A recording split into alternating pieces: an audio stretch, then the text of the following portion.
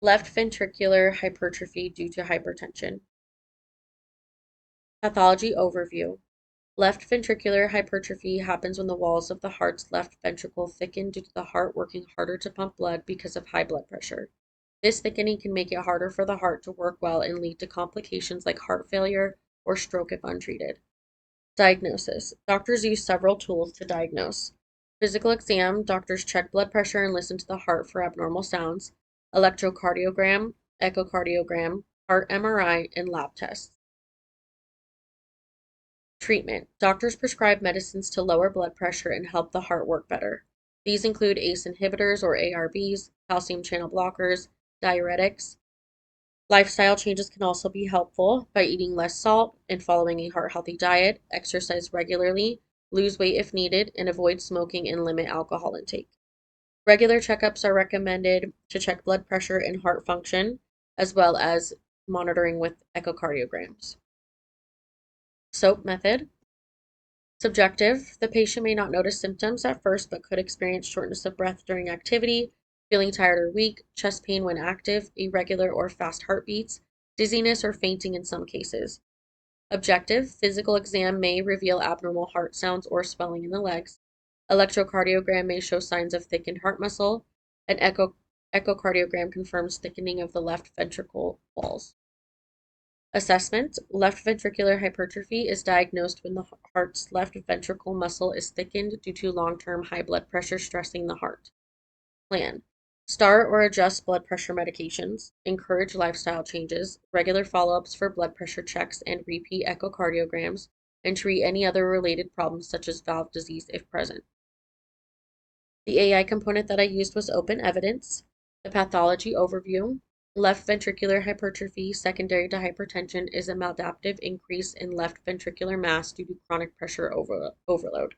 Symptoms are often absent, but could experience dyspnea, fatigue, palpitations, or chest discomfort.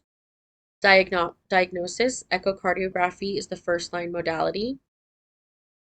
Treatment.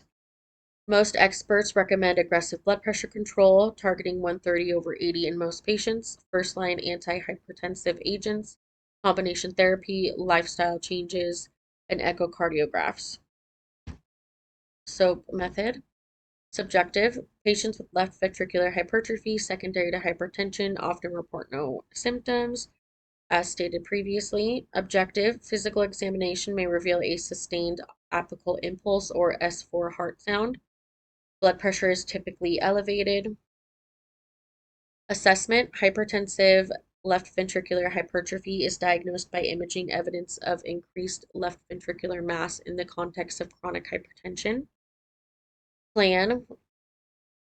Blood pressure control, first-line antihypertensive agents, lifestyle modifications, serial echocardiographies.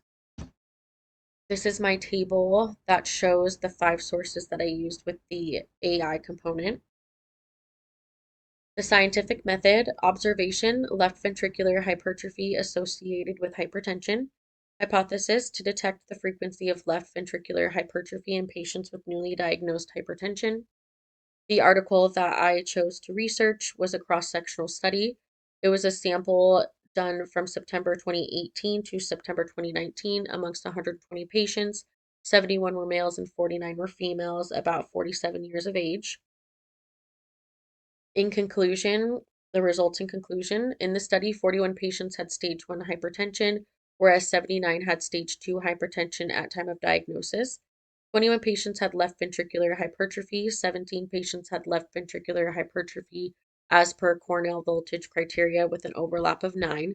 Echocardiography revealed left ventricular hypertrophy in 28 patients, amongst which 24 had stage 2 hypertension and 4 had stage 1 hypertension. In conclusion, a significant number of patients with newly diagnosed hypertension already had left ventricular hypertrophy due to lack of screening and education.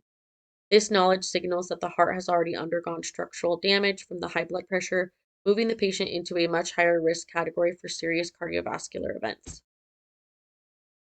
My reflection, I enjoyed using AI throughout this assignment. I used 2 different AI generators, Open Evidence and ChatGPT. I felt both AI generators were accurate with their information as well as credible. In comparing my own research to AI, it was similar. However, AI provided information I thought was useful that I did not find myself. ChatGPT also gave me great ideas for my PowerPoint slides, such as adding images and how to organize the information to each slide.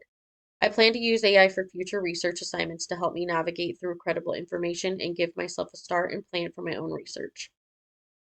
All in all, I felt using AI was useful in my research.